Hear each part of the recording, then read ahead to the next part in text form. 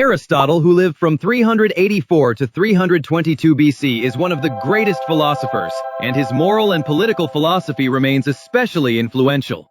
But he also believed that for some people, being enslaved was just and even beneficial for them. How could Aristotle defend a despicable, abhorrent practice like slavery? How could someone with such philosophical insight get one of the most basic moral issues completely wrong?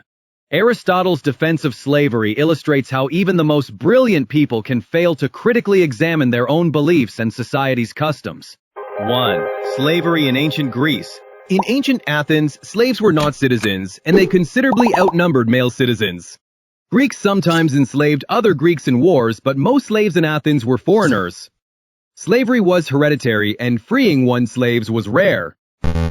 This extensive slave underclass gave the citizen elite time for leisure and contemplation, which was important for political participation in the Athenian democracy. 2. Aristotle's argument defending slavery. Aristotle's defense of slavery starts with the idea that in order to be just, social norms must reflect what is natural. Accordingly, society may practice slavery if there are some people who are naturally suited to be slaves. The idea of a natural slave. In general, human beings have the capacity to reason. This allows us to regulate our appetites and impulses. Sometimes we fail to do so. Against our better judgment, we give in to temptation. But in a fully developed human being, reason rules. But what if there were some human beings whose reason couldn't rule in this way? Aristotle says such people could understand the reason of others, but would lack entirely their own capacity for rational deliberation. Such a person would be a natural slave, Aristotle claims, meaning that they would inherently lack the capacity to rationally direct their own lives. Such people would need to be directed by those who can rationally deliberate. Since this authority should be distributed to those most able to exercise it correctly, Aristotle argues that owning such people would be just.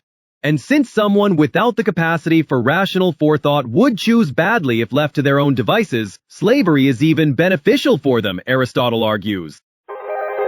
Are there any natural slaves? Aristotle often discusses natural slaves hypothetically. If there are any such people, this is what would be true about them. He is aware that some deny the existence of natural slaves.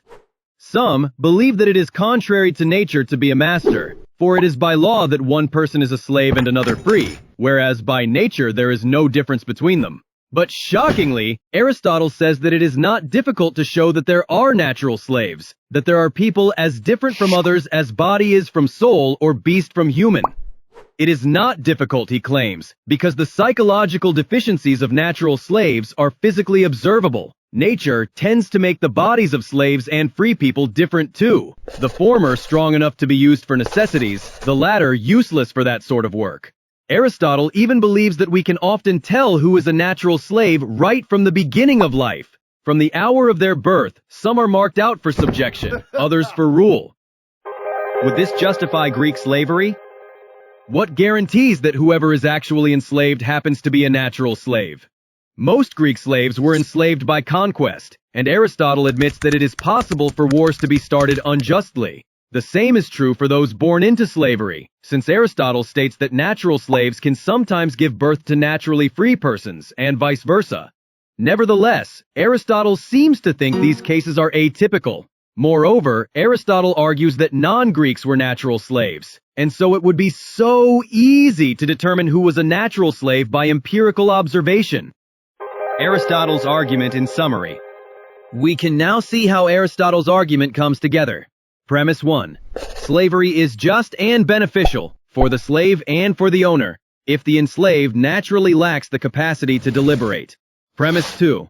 There are some human beings who naturally lack the capacity to deliberate. Conclusion 1. Therefore, there are some human beings whose enslavement would be just and beneficial. Premise 3. Those who are enslaved typically lack the capacity to deliberate. Conclusion 2. Therefore, the typical slave is enslaved justly. 3. Evaluating Aristotle's argument. Every one of Aristotle's premises is questionable. The first premise is clearly mistaken. Humans who lack the capacity to deliberate would benefit from competent guardians to look out for their welfare, not a lifetime of forced labor. Aristotle exhibits astonishing blindness to the abusive and degrading nature of slavery. The second premise, that there are human beings who lack the capacity to deliberate, might be true in some cases, perhaps those with severe brain damage or advanced dementia, but they are certainly not who Aristotle had in mind. The third premise is similarly mistaken. Aristotle systematically misidentifies who lacks the capacity for deliberation. It was probably true that enslaved people, forbidden real education and condemned to forced labor, did not have the intellectual abilities of the free Greek citizen. But Aristotle fails to see that this is not the inherent nature of enslaved people, but the result of slavery itself. 4. The legacy of Aristotle's argument. Aristotle's argument was one of many used throughout history to defend slavery, including in the antebellum United States. American slaveholders incorporated much of Aristotle's argument, claiming that slavery was necessary for a leisured aristocracy. Slavery benefited the enslaved, so-called planter paternalism. Slavery was justified because some people, black people, according to racist whites, were inherently less rational and intelligent. Slavery was pervasive in both ancient Greek society and the antebellum American South. Accordingly, privileged members of those societies were unable or unwilling to see the profound injustice of slavery. Aristotle's defense of slavery shows that even the most brilliant philosophers can succumb to the tendency to uncritically accept the practices of one's own society. Perhaps that same tendency exists in us as well,